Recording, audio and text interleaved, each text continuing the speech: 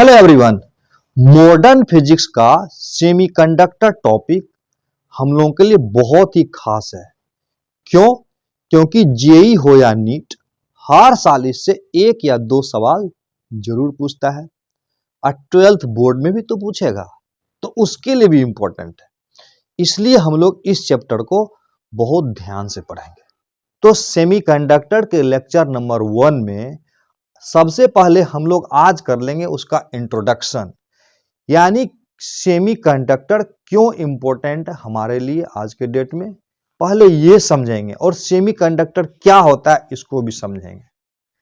तो क्या करना है, कॉपी पेन लेके बैठनी है। हम लोग का जो ये हैंड रिटेन नोट्स है इसको प्रिंट आउट करके जरूर अपने साथ में रखोगे। क्यों? क्योंकि ये हम लोगों के लिए एक टूल्स है। टूल्स क्या करता है? काम को आसान कर देता है। कई बार बताया हूं कि हाउस वाइफ चकला बेलना का इस्तेमाल करती है रोटी बनाने में। क्यों? चकला बेलना नहीं रहेगा तो भी रोटी बनेगी। चकला बेलना क्या करता है? रोटी बनाना आसान कर देता है। यानी टूल्स क्या करेगा? काम करना आसान कर देगा। ये क्या कर देगा? फिजिक्स को सीखना आसान कर देगा। इसलिए ये हमारे साथ में रहना बहुत बहुत जरूरी है। तो स्टार्ट करता हूं आज का लेक्चर। तो सवाल उठता है कि व्हाई सेमीकंडक्टर, क्यों इंपॉर्टेंट है सेमीकंडक्टर? तो ये बात तुझे एक फिगर से समझाने का कोशिश करता हूं। ध्यान से देखो, ये देखो, यहां है 1956, यहां है 2013, कुछ दिन पहले तक की बात है। तो कहता है 1956 में जहां 5 MB डाटा को स्टोर करने के लिए इतना बड़ा जगह चाहिए था। दुनिया का जो पहला कंप्यूटर आया था, बोलता है वो कार के गैरेज के बराबर वो कंप्यूटर का साइज था। क्यों इतना बड़ा साइज था? इसको भी हम लोग फील करेंगे अभी। और आज के डेट में देखो, हाथ से पकड़ा हुआ या देखो हाथ से टच छुआ हुआ है तो कितना बड़ा है, और हाथ से देखो पकड़े हुए हैं तो 4 TB का एकदम हाथ में आसानी से आ जा रहा है। तो ये फर्क है साइज में। पहले वाला टीवी कितना बड़ा होता था, देखे हो? पहले वाला टीवी, आज से जब हम लोग बचपन में थे तो टीवी कितना बड़ा होता था, देखे हो? एकदम बॉक्स जैसा होता था, बहुत ही लंबा। और आज का टीवी एकदम स्लिम, पतली सी है ना, दीवार पर भी हैंग कर देते हैं हम लोग। तो देखो कैसा टीवी था। ऐसा टीवी था उस जमाने का, बॉक्स जैसा बड़ा सा। और अभी का टीवी कैसा है? एकदम पतला सा। तो इस टीवी को बोलते हैं LCD, यानी लिक्विड क्रिस्टल डिस्प्ले। और इस टीवी का नाम था CRT, cathode ray tubes. Computer का जो डिस्प्ले होता था बहुत पीछे बढ़ा हुआ होता था पहले, और आज एकदम पतली सी होती है इस तरह का। देखो ना, पीछे भी बढ़ा हुआ एक्सटेंडेड पार्ट, इतना बड़ा लंबा है पीछे, यहाँ इतना बड़ा पीछे है, उसके बाद यहाँ पर स्क्रीन है हमारा। तो ऐसा हुआ करता था हमारा कंप्यूटर का डिस्प्ले, जिस पर हम लोग, ये स्क्रीन जिसको हम लोग बोलते हैं। तो समय बदला, वक्त बदला, और आज की डेट में एकदम पतली सी स्क्रीन हो गई है। मोबाइल वगैरह भी देखे हो तो क्या हो रहा है ना, कि इसमें इस्तेमाल होता था वैक्यूम ट्यूब्स। इसमें वैक्यूम ट्यूब का इस्तेमाल होता था। तो कॉन्सेप्ट समझते हैं कि क्या है कॉन्सेप्ट। यानी अभी जो सूचना क्रांति का रिवॉल्यूशन हो रहा है, इंफॉर्मेशन टेक्नोलॉजी जिसको बोलते हो, उसमें सबसे मेन रोल प्ले करने वाला चीज क्या है? सेमीकंडक्टर। यही सेमीकंडक्टर आज मिसाइल्स बना रही है, एकदम गाइडेड मिसाइल्स। यानी ठीक यहां से छोड़ेंगे और चाइना के वुहान शहर पे जाके गिरेगा, ऐसे गाइड कर देता है मिसाइल्स को। या एंटी मिसाइल होता है, एंटी, जैसे कि किसी का मिसाइल आ रहा है, उसके मिसाइल को रास्ते में ही हम ध्वस्त भी कर सकते हैं। मोबाइल का एक छोटा सा चिप क्या कमाल कर रहा है आज के डेट में। कई घंटे हम लोग बिजी रहते हैं। लोग कितना बिजी रहते हैं मोबाइल पर?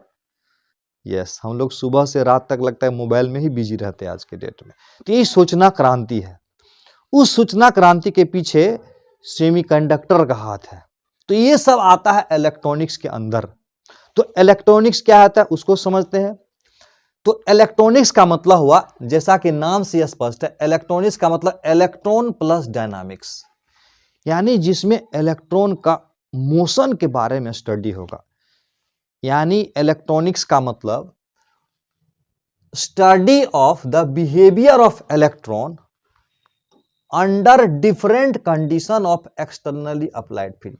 यानी इलेक्ट्रिक फील्ड अप्लाई करने के बाद इलेक्ट्रॉन का जो मूवमेंट होगा उसी को स्टडी करते हैं हम लोग इलेक्ट्रॉनिक्स में। मतलब ये हुआ कि जो इलेक्ट्रॉन मोशन करता है ना उसी के बारे में स्टडी करेंगे।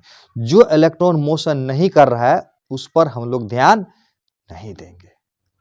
तो इसका मतलब हुआ कि कंडक्टिविटी का रोल प्ले करने में उसका मेन हीरो कौन है? इलेक्ट्रॉन। वो इलेक्ट्रॉन जो मूव करता है। तो इसीलिए बोलता है कि जितना भी इलेक्ट्रॉनिक डिवाइस है ना, इलेक्ट्रॉनिक डिवाइस किसे कहते हैं? तो कहता है electronic device is a device. Device मतलब यंत्र, इन विच जिसमें हम लोग इन विच कंडक्शन टेक प्लेस, यानी कंडक्शन होता है, टेक प्लेस मतलब होना, by the movement of electron. यानी इलेक्ट्रॉनिक डिवाइस में इलेक्ट्रॉन के मूवमेंट के वजह से कंडक्टिविटी होती है। समझ में आ रहा है? जैसे थ्रू ए वैक्यूम, यानी movement of electron through a vacuum हो सकता है, थ्रू ए गैस हो सकता है, थ्रू ए सेमीकंडक्टर हो सकता है। तो कहता ऐसी डिवाइस, देखो क्या लिख रहा हूं मैं, ऐसी डिवाइस जिनमें इलेक्ट्रॉन का कंट्रोल्ड फ्लो ऑब्टेन किया जा सकता है। सभी इलेक्ट्रॉनिक सर्किट, सर्किट को शॉर्ट में सीकेटी लिख रहा हूं, के बेसिक बिल्डिंग ब्लॉक्स होते हैं।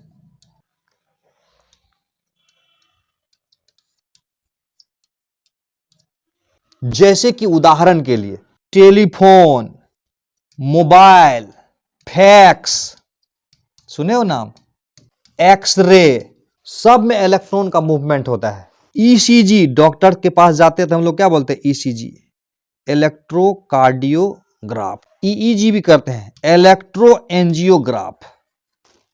रडार हो गया, गाइडेड मिसाइल्स, यहां से मारेंगे ना तो सीधे जाके बुहाने शहर पर गिरेगा। गाइडेड मिसाइल, ऐसे कमांड उसको डाल दिया ना कि वहीं जहां बोलेंगे गिरने वहीं जाके गिरेगा वो। कितना गजब का चीज है ना। LED TV, VCR, VCD, LED bulb, देख रहे हो बल्ब कैसे चेंज हो गया? बल्ब पहले कैसा आता था देखते हो? खाली खाली आगे पैदा करता था, लाइट जितना दे उससे ज्यादा आग ही पैदा करता था। उस बल्ब को छू देता तो जल जाता हाथ। तो कैसे कैसे ये समय परिवर्तन हुआ। तो इस तरह का रिवॉल्यूशन हमारे सामने देखने को मिल रहा है। अब प्रश्न ये उठता है कि तो देखा इस तरह का रिवॉल्यूशन हो रहा है, कैसे इंपॉर्टेंट है सेमीकंडक्टर हमारे लिए और क्यों इंपॉर्टेंट है ये हम लोग अब देखेंगे। 1948 में ट्रांजिस्टर की डिस्कवरी हुई थी। ट्रांजिस्टर के डिस्कवरी से पहले इस तरह की डिवाइसेस जो इलेक्ट्रॉन का फ्लो कराती है वो डिवाइसेस वैक्यूम ट्यूब हुआ करता था। क्या हुआ करता था? Vacuum tube. यानी 1948 में ट्रांजिस्टर की डिस्कवर से पहले ऐसी डिवाइस मोस्टली वैक्यूम ट्यूब थी। डिवाइसेस का मतलब इलेक्ट्रॉनिक्स। तो समझेंगे कि ये वैक्यूम ट्यूब क्या है, ये समझना जरूरी है। देख रहे ना ये वाला क्या है? ये टीवी है? नहीं, कंप्यूटर वाला स्क्रीन है। तो क्या है वैक्यूम ट्यूब? अब उस वैक्यूम ट्यूब को समझते हैं। जैसा कि नाम से ही है वैक्यूम ट्यूब, यानी एक ट्यूब होता है और वो वैक्यूम होता है, वैक्यूम। और उसमें हम लोग इलेक्ट्रॉन का फ्लो कराएंगे। एक साइड को बोलते हैं कैथोड और दूसरे तरफ को बोलेंगे एनोड। ये वाला हुआ एनोड। कैथोड और एनोड देख के घबराओगे नहीं। सिंपली ये एक कंडक्टर है और ये कंडक्टर है। ये वाला कंडक्टर इलेक्ट्रॉन को प्रोड्यूस करेगा और ये वाला इलेक्ट्रॉन को खींचेगा अपने तरफ। यानी ये इलेक्ट्रॉन को प्रोड्यूस करेगा। कैसे प्रोड्यूस करेगा? तो कहता है कि इसको गर्म करना पड़ेगा। गर्म कैसे करेंगे? तो एक फिलामेंट लिए, टंगस्टन का फिलामेंट, और उसमें हम करंट पास करा दिए तो ये हीट प्रोड्यूस किया, और हीट प्रोड्यूस किया तो ये गर्म हुआ, और गर्म हुआ तो इलेक्ट्रॉन निकलेगा। उसको बोलते हैं थर्मियोनिक इमिशन।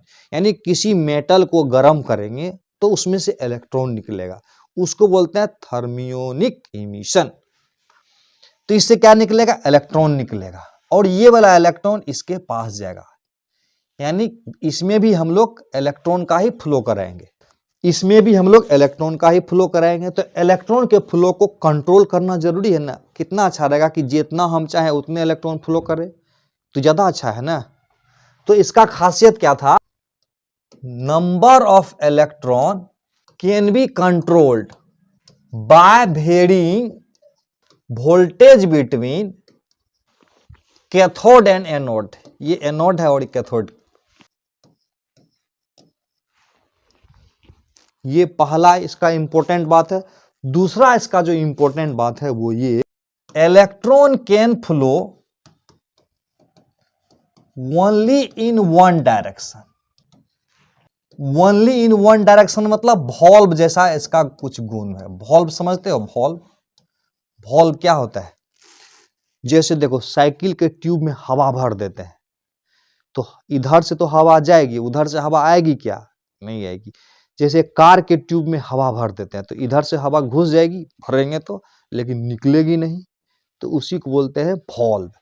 जे कहने का मतलब हुआ कि इस साइड से कंडक्टर के इस साइड से हम करंट को पास करा सकते हैं, लेकिन इसी का हम अपोजिट डायरेक्शन से करंट को पास कराना चाहेंगे तो पास नहीं करेगा। यही हुआ वॉल्व का मतलब। क्लियर हो गया? यानी एक ही डायरेक्शन से करंट हम चाहे तो फ्लो करा सकते हैं। Electron can flow only in one direction. ये है वैक्यूम ट्यूब का दूसरा खासियत। और एक और बात है, उसको खासियत कहो कि जो कहो, वैक्यूम क्रिएट करना पड़ेगा। क्यों वैक्यूम क्रिएट करना? इसलिए जरूरत है कि अगर यहां से जो इलेक्ट्रॉन निकला उसको तो यहां जाना है, यहां के इलेक्ट्रॉन को यहां जाना है, तो रास्ते में अगर एयर मोलिक्यूल से टकरा जाएगा तो इलेक्ट्रॉन की एनर्जी लॉस हो जाएगी। तो इसीलिए इसको वैक्यूम क्रिएशन जरूरी है, यानी वैक्यूम क्रिएट करना जरूरी है। अदरवाइज क्या होगा? अदरवाइज मूविंग इलेक्ट्रॉन्स अपने पाथ में एयर मोलिक्यूल से कोलिजन करके अपनी एनर्जी लॉस कर सकते हैं।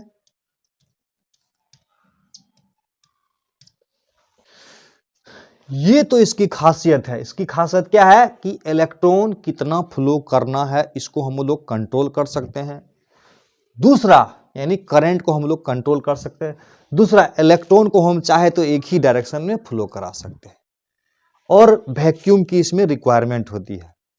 लेकिन इसमें डिसएडवांटेज क्या हुआ उसको समझते हैं। डिसएडवांटेज, डिसएडवांटेज हुआ कि वैक्यूम क्रिएट करना पड़ेगा।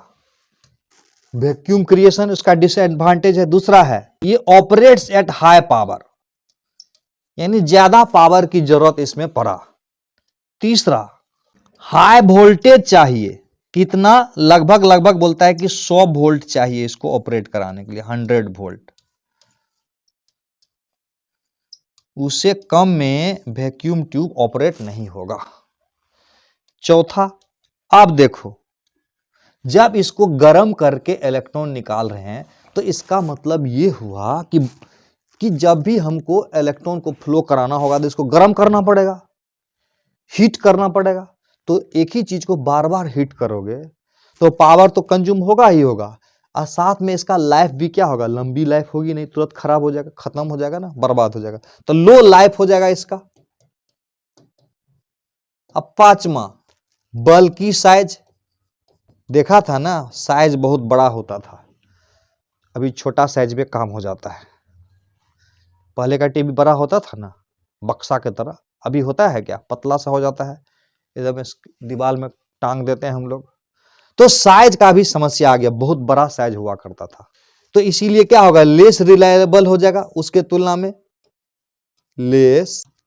लेस रिलायबिलिटी, यानी कम रिलायबल है सेमीकंडक्टर के तुलना में। ये सब इसकी खासियत और खामियां था वैक्यूम ट्यूब के अंदर। लेकिन क्या हुआ, देखो, कहते हैं time change all the equation, समय समीकरण को बदल देता है। 1930 ईस्वी में कुछ सॉलिड सेमीकंडक्टर का खोज हुआ, जिसमें यह पाया गया कि इवन लाइट डाल के, यानी लो हीट डाल के, लो वोल्टेज पर चार्ज कैरियर प्रोड्यूस हो गया। चार्ज कैरियर मतलब इलेक्ट्रॉन एंड होल्स बोलते हैं उसको। देखो लिख रहा हूं मैं इसको। 1930s some modern solid semiconductor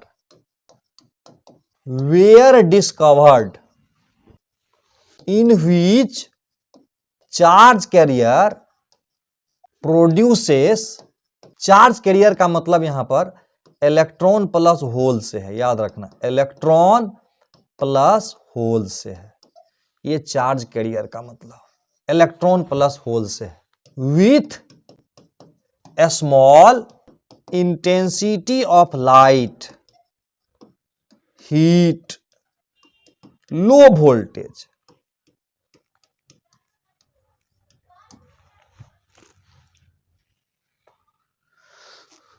तो सेमीकंडक्टर का खोज हो गया। तो जिसका खासियत क्या था, खासियत यह था, एडवांटेज ऑफ सेमीकंडक्टर डिवाइस, जिसका खासियत यह था कि उसको यानी उसमें इलेक्ट्रॉन को फ्लो कराने के लिए कोई वैक्यूम की आवश्यकता नहीं रह गया। सॉलिड सेमीकंडक्टर है ना, सॉलिड स्टेट में, तो उसमें वैक्यूम करने की कोई जरूरत ही नहीं है, और वो कम लेस पावर उसमें इस्तेमाल हुआ, यानी कम पावर। देख रहे हो ना, low intensity of light, heat से भी काम चल रहा है, लो वोल्टेज पर भी ऑपरेट हो रहा है वो, लॉन्ग लाइफ टाइम, जब बार बार गर्म नहीं करना पड़ रहा है तो लाइफ भी, इसका लाइफ में क्या फर्क पड़ेगा, ये तो मटेरियल है ना, इसमें इलेक्ट्रॉन फ्लो कराते रहो, कोई फर्क नहीं पड़ेगा, लंबी चलेगी। देखते हो मोबाइल एक बार खरीद लेते हैं, जल्दी खराब होता है? नहीं खराब होता है, रेयरे किसी का खराब होता है, जल्दी खराब नहीं होता है। और खराब तो कुछ भी हो सकता है, वो मतलब नहीं है, मतलब है कि जल्दी खराब नहीं होता है। और साइज में छोटा हो गया, पहले जो बड़ा बड़ा टीवी का बक्सा था ना, उसका जरूरत नहीं रह गया, छोटा साइज, दाम भी कम हो गया, लो कॉस्ट, और लो कॉस्ट मोर रिलायबिलिटी यानी मोर रिलायबल हो गया, दाम भी कम हो गया, यानी इतनी सारी फायदा हो गया, तो रिलायबल ज्यादा हो गया, यानी उसके तुलना में ये ज्यादा उपयुक्त होने वाला चीज हो गया। देख रहे हो ना, ये सिम कार्ड है, मोबाइल का सिम कार्ड, और ये मोबाइल के पीछे खोलोगे ना, कुछ इस तरह का सर्किट दिखेगा, यही है इलेक्ट्रॉनिक सर्किट। मजा आ रहा है? Very good. तो इस प्रकार 1948 में ट्रांजिस्टर की डिस्कवरी के बाद इलेक्ट्रॉनिक्स की दुनिया में रिवॉल्यूशन पैदा होना स्टार्ट हो गया, और जिसमें सबसे बड़ा रोल किसका आया? सेमीकंडक्टर का। तो कितना इंपॉर्टेंट है सेमीकंडक्टर, समझ रहे हो, कंडक्टिविटी के लिए? यस। तो अब हम लोग देखेंगे कि सॉलिड सेमीकंडक्टर, यानी सॉलिड कितने प्रकार का होता है, ये देखेंगे हम लोग। सॉलिड कंडक्टिविटी के आधार पर 3 तरह का होता है। किसके आधार पर? कंडक्टिविटी के आधार पर। एक होगा कंडक्टर, दूसरा होगा सेमीकंडक्टर, और तीसरा होगा इंसुलेटर। ये सब किसके आधार पर? कंडक्टिविटी के आधार पर। कंडक्टिविटी का फॉर्मूला जानते हो? कंडक्टिविटी बराबर 1/रेसिस्टिविटी। कंडक्टिविटी का फॉर्मूला होता है Ne म्यू, म्यू यहां पर मोबिलिटी है, Ne म्यू बराबर E τ/m होता है। ये करंट इलेक्ट्रिसिटी में हम लोग पढ़े थे, इसको यहां भी तुम लोगों को याद करना पड़ेगा। Ne म्यू, n है नंबर ऑफ चार्ज कैरियर यानी इलेक्ट्रॉन, यहां पर E है इलेक्ट्रॉन का चार्ज, म्यू है मोबिलिटी, ये नीचे उसका फार्मूला है। इसी को हम लोग मेटल भी बोलते हैं, मेटल। अब इसमें देखेंगे कि रेसिस्टिविटी इसका कितना होगा और कंडक्टिविटी कितना होगा, ये देखेंगे हम लोग। इसका रेसिस्टिविटी 10⁻² से 10⁻8 होता है, ओम मीटर। रेसिस्टिविटी इतना होगा तो कंडक्टिविटी कितना होगा। ठीक, इसको पलट दो, 10 टू द पावर 2 से लेके 10 टू द पावर 8 साइमन पर मीटर। मतलब रेसिस्टिविटी अगर कम होगा तो कंडक्टिविटी ज्यादा होगा, और कंडक्टिविटी ज्यादा होगा तो कंडक्टर होगा। इसका क्या हुआ, इसका रेसिस्टिविटी 10 टू द पावर -5 से लेके 10 to the power 6 ohm meter तक। रेसिस्टिविटी जब ये होगा तो कंडक्टिविटी क्या होगा, पलट देंगे, 10 टू द पावर 6 से लेके 10 टू द पावर -6 साइमन पर मीटर यूनिट है इसका। अब बच गया इंसुलेटर। इंसुलेटर का क्या हुआ, इसका रेसिस्टिविटी 10 टू द पावर 11 से लेके 10 टू द पावर 19 देखा गया। और कंडक्टिविटी क्या होगा, 10 टू द पावर -11, ये ओम मीटर में आया, से लेके 10 टू द पावर -19 साइमन पर मीटर। कॉन्सेप्ट को समझो, देखो तीनों में अंतर देखो। तो इसका रेसिस्टिविटी सबसे कम है, इसका रेसिस्टिविटी सबसे ज्यादा है। रेसिस्टिविटी कम रहेगा तो कंडक्टिविटी ज्यादा होगा, यानी ज्यादा कंडक्टिविटी होगा तो कंडक्टर का कैरेक्टर ज्यादा होगा, और इसका कंडक्टिविटी बहुत कम है तो इसलिए ये इंसुलेटर हो गया। उसके बीच में आ गया सेमीकंडक्टर, यानी सेमीकंडक्टर मतलब कंडक्टर आधा, ना तो ये कंडक्टर है ना ये इंसुलेटर है। सेमीकंडक्टर अलग चीज है, याद रखना, ना तो ये कंडक्टर है और ना ही ये इंसुलेटर है। ये अलग तरह का ही चीज है जिसमें अलग ही मैकेनिज्म होता है, अलग ही कॉन्सेप्ट इस्तेमाल होता है। इसका और इसका वाला इसमें कोई रोल नहीं होता है, अलग कॉन्सेप्ट है इसका। तो वही हुआ सेमीकंडक्टर, यानी सेमीकंडक्टर की कंडक्टिविटी कंडक्टर और इंसुलेटर के बीच में लय करेगा, रेसिस्टिविटी भी कंडक्टर और इंसुलेटर के बीच में लय करेगा। इसका एग्जाम्पल जैसे सिल्वर हो गया, कॉपर हो गया, एटसेट्रा etc। इसमें एग्जाम्पल सिलिकॉन हो गया, जर्मेनियम हो गया, इस तरह का चीज। यही दोनों इसका मेन है, और भी है लेकिन मेन यही है। एलिमेंटल सेमीकंडक्टर बोलते हैं, एलिमेंटल। और इसमें हो गया वुड, हो गया वुड, डायमंड, ग्लास, इस तरह का चीज। अब हम लोग देखेंगे कि सेमीकंडक्टर कितने तरह का होता है, types of semiconductor. Examples of semiconductor, तो कहता है एक है एलिमेंटल और दूसरा है कंपाउंड।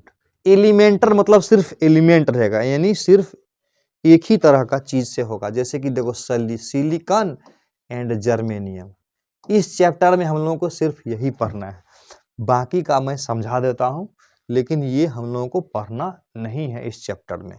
कंपाउंड में दो होगा, एक होगा इनऑर्गेनिक और दूसरा होगा ऑर्गेनिक।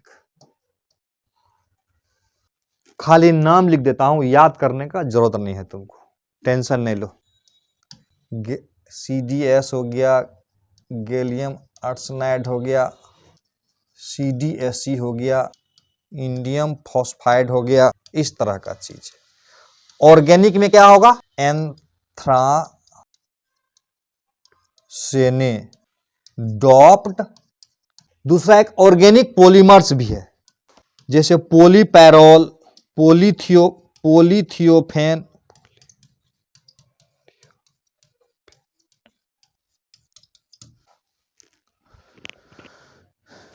लेकिन हम लोग यहां पर सिर्फ एलिमेंटल सेमीकंडक्टर को पढ़ेंगे, यानी सिलिकॉन एंड जर्मेनियम को ही खाली पढ़ेंगे। तो ये था हमारा introduction, why semiconductor, why semiconductor important, कैसे बड़ा सा टीवी का बक्सा एकदम पतली सी स्क्रीन में कन्वर्ट हो गया। ये सब की कहानी हम लोगों ने समझा। मजा आया? Very good.